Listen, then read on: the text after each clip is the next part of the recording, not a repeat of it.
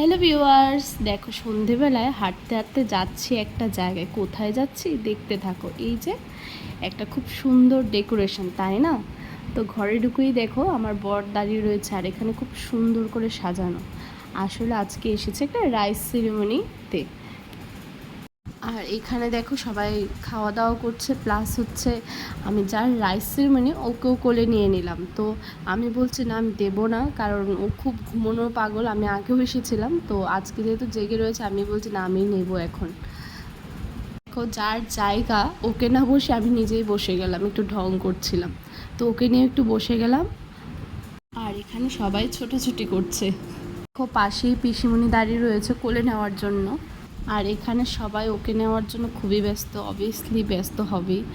তো এখানে সবাই দেখো বসে রয়েছে, তো সবাইকে একবার করে দেখিয়ে দিয়েছি। আর যাওয়ার পরই খেতে দিয়েছিল চিকেন পকোড়া আর কফি। তো আমি কফি খাই না, তো সেই জন্য নেইনি। আর বাকি এখানে সবাই খাওয়া দাওয়া করছিল। তো দেখো যার রাইস সেরিমনি ওর জেঠু। তো আর এদিকে সবাইকে আরেকটু করে দেখিয়ে দিচ্ছে আমার সব প্রিয়জন মানুষেরা।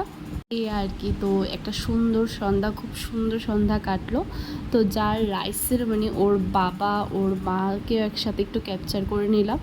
তো দেখো খুব সুন্দর লাগছে। আর ওই দিন চলছিল খেলা, তো সবাই খেলার প্রতি নজর।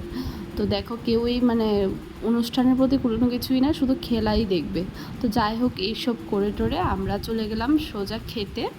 এসেই দেখো প্লেট, জলের বোতল, ভাত, বেগুনি দিয়ে দিল। তো আমি বললাম সবাইকে একটু দেখিয়ে নিই আমরা কারা কারা বসেছি। তো সেই সূত্রে আমি বললাম যে আমাকেও একটু দেখাও, আমি যে খাচ্ছি, কি আর করব। তো এখানে দেখো আমরা সবাই একসাথে বসে গেছি।